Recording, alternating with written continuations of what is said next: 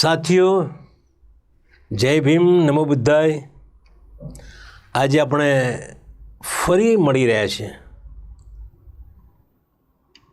હવે અઠવાડિયામાં 2 દિવસ આ એપિસોડ બતાવવામાં આવશે, અલગ અલગ એપિસોડ. ટૂંકમાં આંબેડકર દર્શન યુટ્યુબ ચેનલ આપ સૌનું હાર્દિક સ્વાગત કરે છે. ગયે વખતે મેં આપને જણાવેલું કે બાબા સાહેબે જ્યારે ધર્માંતરની ઘોષણા કરી ને ઘોષણા કર્યા પછી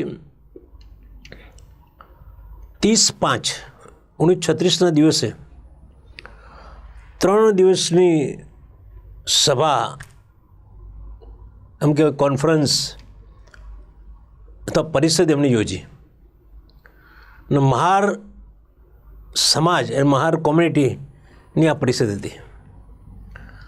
આ પરિષદમાં જે બાબા સાહેબે લેક્ચર અથવા વક્તવ્ય આપ્યું છે એનો ભાગ 1 ગઈ વખતે મેં એ ભાગ 1ની ગઈ વખતે વાત કરેલી.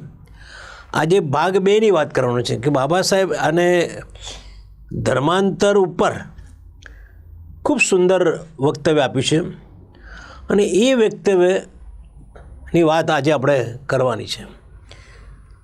મેં ગઈ વખતે કહેલું કે ભાઈ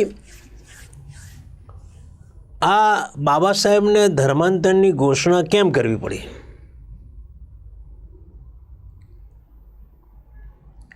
એના વિશે ભાગ 1માં થોડી વાત કરેલી. આજે ફરી એ વાત હું દોહરાવું છું કે ભારતમાં હિન્દુ શાસ્ત્રો પ્રમાણે દલિતોને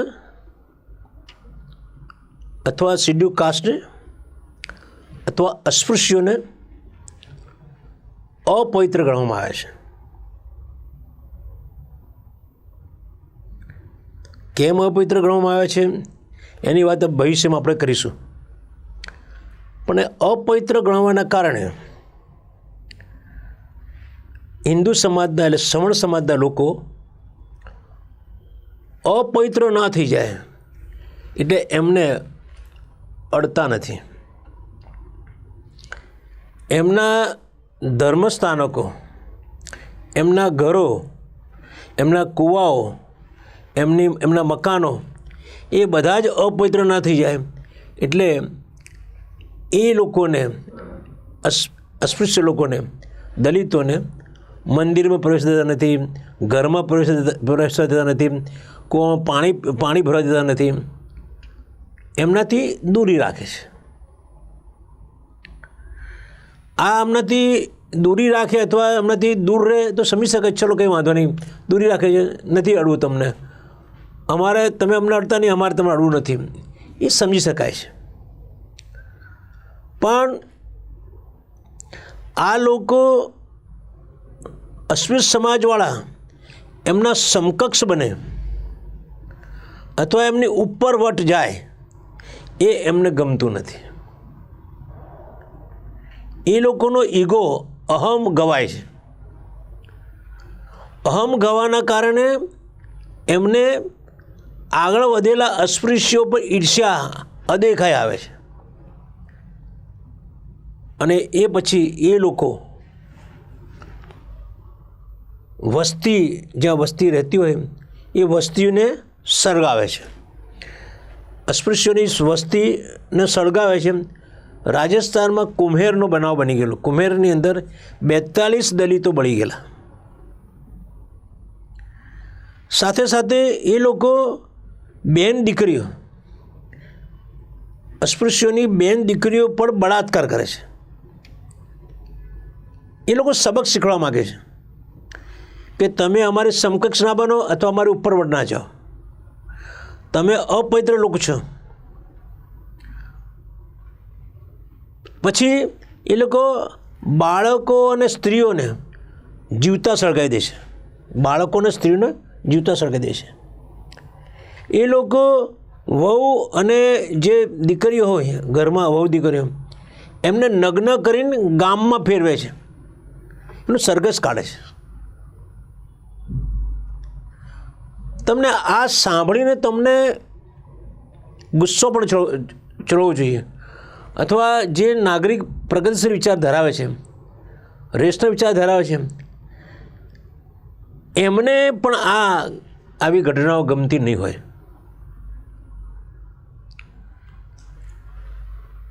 હિન્દુ જે સવર્ણ લોકો છે એ પણ માણસ છે, અસ્પૃશ્ય લોકો એ પણ માણસ છે. એમના શરીરનું બંધારણ અને અસ્પૃશ્ય લોકોનું બંધારણ બધું સરખું છે. સવર્ણોને ખાવા જોઈએ, પાણી પીવા જોઈએ, રહેવા જોઈએ, મકાન જોઈએ. એ રીતે અસ્પૃશ્ય લોકોને પણ એ બધું જોઈએ, ખાવા જોઈએ, પાણી પીવા જોઈએ, રહેવા મકાન જોઈએ, સારા કપડાં જોઈએ. પણ આ લોકો એ લોકોને રોટી, કપડાં, મકાન આપવા તૈયાર નથી. એ લોકો ભૂખ્યા રહે છે.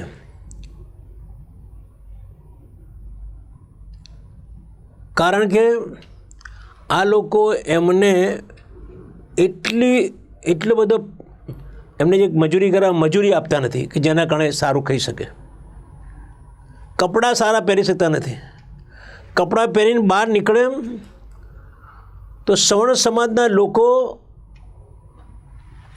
એમની પર હુમલો કરે છે.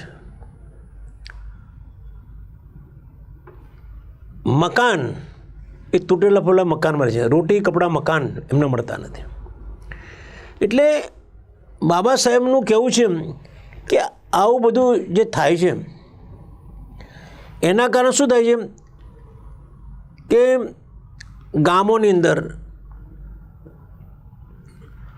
દલિત સમાજમાંથી જે લોકો આક્રમક વિચારસરણી ધરાવે છે એ લોકો જોડે એમના સંઘર્ષ થાય છે.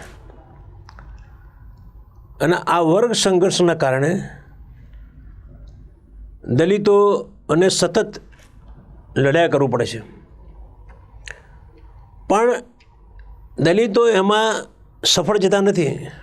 માર ખાવી પડે છે, ઘર બાર છોડી દેવા પડે છે, હિજરત કરવી પડે છે. જુઓ તમે, ભારત દેશની અંદર હિન્દુ ધર્મ પાળતા અસ્પૃશ્યોને કેવી તકલીફ છે. તો આનું શું કારણ છે? તો આનું કારણ છે કે અસ્પૃશ્યો સામર્થ્યવાન નથી, બળવાન નથી, તાકાતવાન નથી. મેં ગઈ વખતે વાત કરેલી કે દરેક માણસ, દરેક સમાજના એની પાસે 3 બળ હોય છે. એક બળ છે એ માનવ બળ. માનવ બળ એટલે તમારી સંખ્યા વધારે હોવી જોઈએ. ગામમાં 5000ની વસ્તીની અંદર 5 ઘર દલિતો ના હોય, 50 ઘર દલિતો ના, 500 ઘર દલિતો ના હોય, પણ એ લઘુમતીમાં છે, અલ્પસંખ્યક છે. એટલે એમની પર હુમલો થવાનો છે. એટલે માનવ બળ એમની પાસે નથી. માનવ બળ તો નથી, સાથે સાથે જ્યાં એ લોકો રહે છે ત્યાં એમની પેટા જ્ઞાતિઓ એટલી બધી મજબૂત થયેલી હોય છે કે એમનામાં સંગઠિત તાકાત હોતી નથી. કુસંપ હોય છે, એમને લડી શકતા નથી કેમ? કુસંપ છે. પેટા જ્ઞાતિઓના એમની વચ્ચે વિખવાદ, એકબીજા પર તે વેર ભાવ, એકબીજા વચ્ચે અદેખાઈ, જેવી રીતે સવર્ણ હિન્દુઓ દલિતો પર જે જાતનો વ્યવહાર કરે છે એવી રીતે પેટા જ્ઞાતિઓ પણ અંદર આવો વ્યવહાર કરે છે, જેના કારણે સંખ્યા ઓછી હોય છતાં વધારે ઓછી થઈ જાય. હવે આ અલ્પસંખ્યક જે છે, બાબા સાહેબ, હું જે વાત કરી બાબા સાહેબના વિચારો કહી રહ્યો છું. મુંબઈની અંદર દલિતો 8મા ભાગના છે, આખી વસ્તીના 8મા ભાગના. હવે કેવી રીતે લડી શકે? એટલે માનવ બળ આપણી પાસે નથી. બીજું, એટલે અસ્પૃશ્ય માનવ બળ નથી. બીજું બાબા સાહેબ કહ્યું કે એમની પાસે મની બળ, ધનબળ અથવા નાણાં બળ અથવા સંપત્તિ બળ અસ્પૃશ્ય પાસે નથી. એમની પાસે પૈસા નથી, એકદમ કંગાળ સ્થિતિમાં જીવે છે લોકો. મજૂરી કરે તો ખાલી ખાવા ભેગા થાય સાંજે, પણ એમની પાસે કશું જ નથી. એમની પાસે નોકરી નથી, એમની પાસે ધંધા નથી, એમની પાસે ઉદ્યોગ નથી, એમની પાસે વેપાર નથી, એમની પાસે જમીન જાયદાદ. અસ્પૃશ્યભાઈ આ કશું જ નથી. પછી એમની પાસે મનીબળ,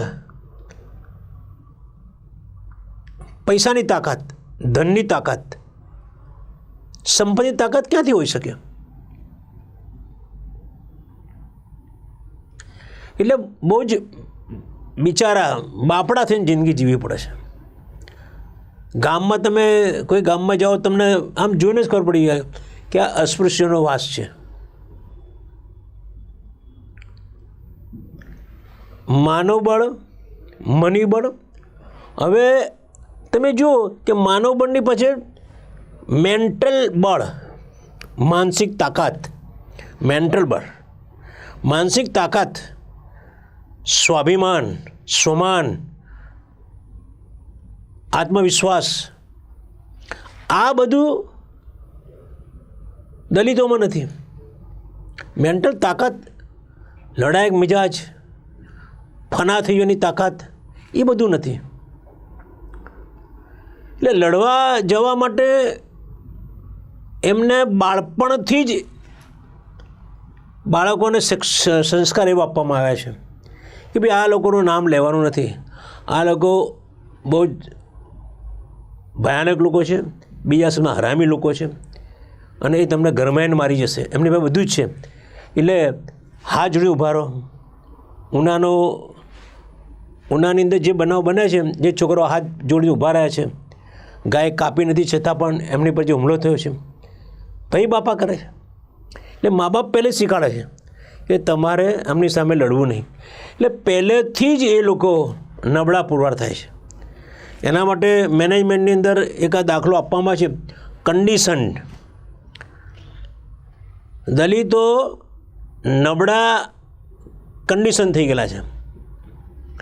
એ દાખલો એ રીતનો છે કે એક વ્યક્તિ હાથીનું બચ્ચું લાવે છે.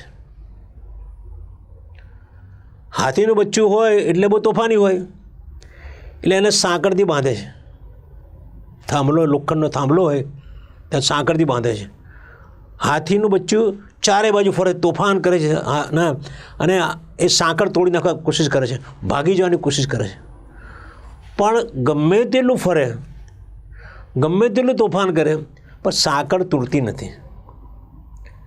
દિવસોના દિવસો જાય છે, મહેનત કરે છે, પણ સાંકળ તૂટતી નથી અને ભાગી શકતો નથી. પછી એક સમયે આ હાથીનું બચ્ચું વિચારે છે કે હું ગમે તેટલી મહેનત કરીશ, આ સાંકળ તૂટવાની નથી અને હું ભાગી શકવાનું નથી. એટલે શાંત થઈને બેસી જાય છે. શાંત થઈને બેસી જાય છે, ધમાલ કરતું જ નથી, તોડવાની કોશિશ કરતું નથી, ભાગવાની કોશિશ કરતું નથી. એ પછી એનો માલિક દોરડું એના ગળે બાંધીને થાંભલે બાંધી દે છે. એ હાથીનું બચ્ચું ભાગતું નથી, કારણ કે જે સાંકળથી એની કન્ડિશનનું માઇન્ડ કન્ડિશન થયું કે હવે હું આ સાંકળ આ તોડી શકીશ નહીં. એટલે પેલું દોરડું બાંધ્યું, એ દોરડાને પણ એ હિંમત કરતું નથી કે હવે આ તૂટવું નથી, ભાઈ એમાં શા મહેનત કરી. એવી રીતે દલિતો પણ કન્ડિશન થઈ ગયા છે કે અમે આમની સામે જીતવાના નથી. આત્મવિશ્વાસ એમનો ખલાસ થઈ ગયો છે, કોન્ફિડન્સ લેવલ ખલાસ થઈ ગયું છે. એટલે એમાં ડીકન્ડિશન કરવા પડે. ડીકન્ડિશન કરે તો આ શક્ય બને. અને આ જે ચેનલ ચલાવે છે એનું કામ જ એ છે કે અસ્પૃશ્યને ડીકન્ડિશન કરવા છે. એટલે તમે જુઓ કે અસ્પૃશ્યો માટે પાસે આ ત્રણ જે બળ છે, તાકાત છે, શક્તિ છે, એ છે નહીં. એટલે આ 3 શક્તિ વગર તમે સામર્થ્યવાન ના બની શકો. સામર્થ્યવાન બનવું હોય તમારે તો આ 3 શક્તિ તમારે બનાવવી પડે. એક તમારે માનવબળ પેદા કરવું પડે. હવે ગામમાં તો માનવબળ પેદા કરી શકવાનું નથી, નાના ટાઉનમાં નથી કરી શકવાના. પછી મનીબળ, પૈસા ભેગા કરો, ધનવાન બનો. અને ત્રીજું છે મેન્ટલ તાકાત, લડાયક મિજાજ. હવે આ 3 અસ્પૃશ્યોમાં છે નહીં. હવે તો આ સામર્થ્ય નથી તો શું કરવાનું? તમે જો ગામની અંદર કોઈ ગામ તમે જાઓ, ખાસ કરીને આપણે બનાસકાંઠાના ગામોમાં, તો 2 ઘર મુસ્લિમોના હોય ને 50 ઘર દલિતોના હોય, અસ્પૃશ્ય લોકોના હોય. પણ સવર્ણ લોકો આ મુસ્લિમોની સામે આંખ પણ ઊંચી કરીને જોતા નથી, એમનો વાળ પણ વાંકો કરી શકતા નથી. આ મુસ્લિમો જે 2 મુસ્લિમો છે ને પેલા 50 અસ્પૃશ્યોને મારી આવે છે. કેમ મારી આવે છે? આ સવર્ણ લોકોને ખબર છે કે આ મુસ્લિમોનું નામ લઈશું તો કાશ્મીરથી કન્યાકુમારી સુધી અને આ ગુજરાતથી પશ્ચિમ બંગાળ સુધીના જે મુસલમાન છે, મુસ્લિમ સમાજ છે, એ આના પડખ્યાને ઊભો રહેશે. આ લોકો એમના પડખ્યાને ઊભા રહેશે એવો ભય હોવાના કારણે આ સવર્ણ સમાજવાળા મુસ્લિમોનું નામ લેતા નથી. અને અસ્પૃશ્યને એટલા માટે મારે છે, અસ્પૃશ્ય હુમલો એટલા માટે કરે છે, એમને ખબર છે કે આ અસ્પૃશ્ય પાછળ કોઈ પીઠબળ નથી, એટલે એમને મારે છે. તો પાછું પ્રશ્ન એ છે કે આ લોકો અસ્પૃશ્ય લોકો છે, એ પોલીસ કેસ કરે, કોર્ટમાં જાય તો પણ સફળ થતા નથી. કારણ કે પોલીસ તંત્ર અને ન્યાયતંત્રમાં મોટાભાગના સવર્ણ કોમ્યુનિટીના લોકો છે. અને આ સવર્ણ કોમ્યુનિટીના લોકો પોતાના સમાજની તરફેણમાં ચુકાદા આપે છે. દલિતોને ગણતા જ નથી એ લોકો. અને અસ્પૃશ્ય લોકો પૈસો નથી, એટલે પોલીસ પાસે કે ન્યાયતંત્ર પાસે પૈસાથી જે કેસ લડાવો છે, પૈસા નથી એટલે કેસ હારી જાય છે. પોલીસ ડિપાર્ટમેન્ટ અને ન્યાયતંત્રની અંદર બેઠેલા લોકો એમનું કર્તવ્ય નિભાવતા નથી, એમની ફરજ નિભાવતા નથી. પણ સામાજિક વ્યવસ્થાની અંદર એ લોકો જે સમાજમાંથી આવે છે એ સમાજની તરફેણમાં FIR લખે છે, તરફેણમાં ન્યાયતંત્રવાળા ચુકાદા આપે છે. અને એ આવું કરવાના કારણે સવર્ણ લોકો ડરતા નથી. સવર્ણ લોકો ડરતા નથી, એ બેકી જાય છે, વારંવાર હુમલો કરે છે. એમને ખબર કોર્ટમાં જઈશું તો અમને છોડી મૂકશે. અમારે પોલીસ તંત્ર છે એ અમારા આ FIR એવી બનાવશે કે કેસ લૂલો થઈ જશે. એ પોલીસો કોર્ટમાં પુરાવા રજૂ ના કરે.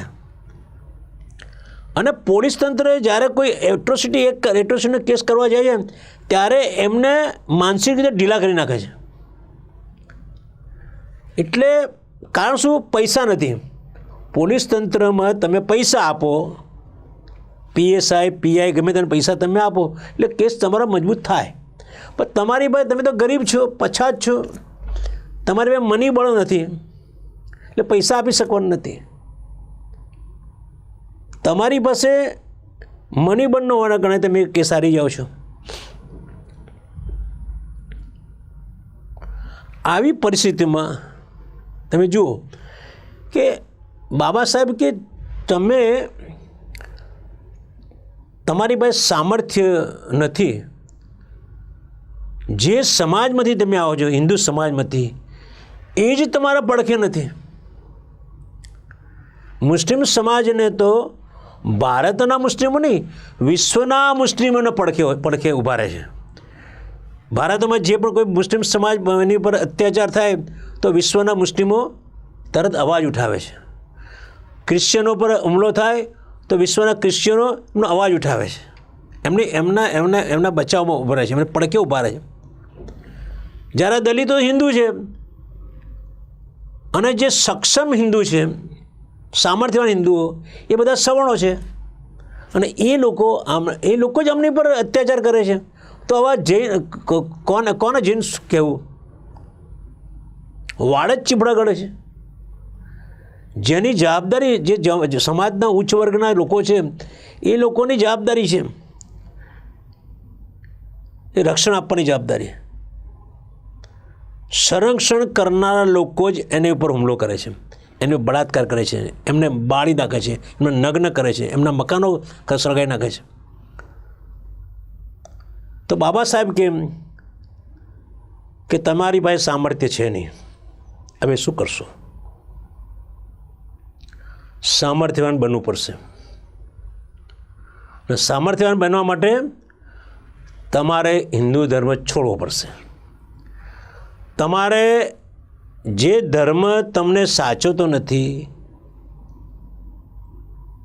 એ ધર્મમાંથી બહાર નીકળી જવું પડશે અને એવા લોકો જોડે, એવા ધર્મમાં જવું પડશે કે જે તમને સામર્થ્યવાન બનાવે.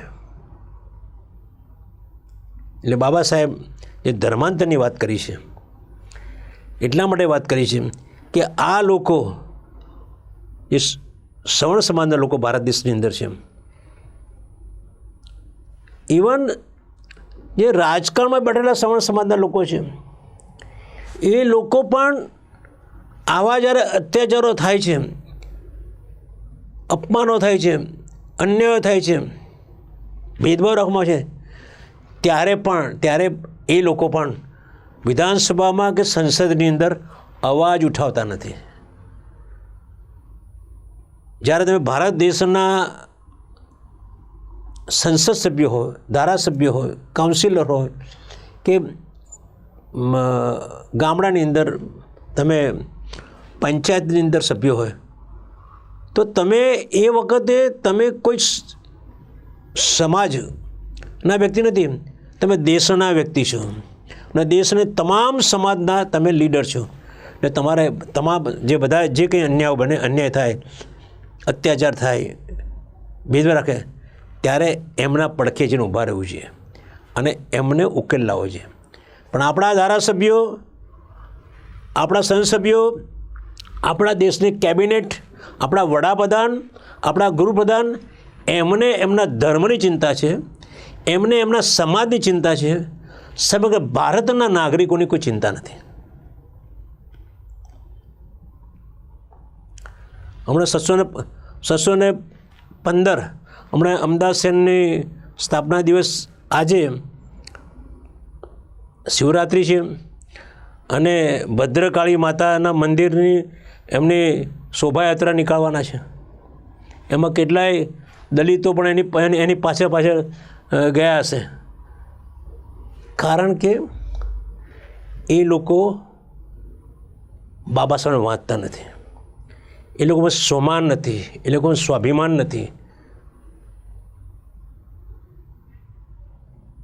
જે ધર્મ તમને માન સન્માન આપતો નથી, જે ધર્મ તમને માનવ ગ્રંથો નથી, જે ધર્મ તમારી જે અસ્પૃશ્યતા પાડે છે, જે ધર્મ તમને મંદિરો ઘૂસવા દેતો નથી, જે ધર્મ તમને કોઈ પાણી ભરાઈ દેતો નથી, એ ધર્મના કાર્યક્રમમાં કેવી રીતે જઈ શકાય?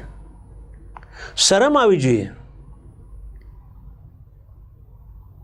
નારા બોલાવતા ભગવા ધ્વજ લઈને જતા આ લોકોને જોઈને મને શરમ આવે છે, દુઃખ થાય છે આ લોકોને જોઈને કે જે ધર્મ તમને સાચવતો નહીં એ ધર્મના ટોળામાં કેમ જતા રહો છો?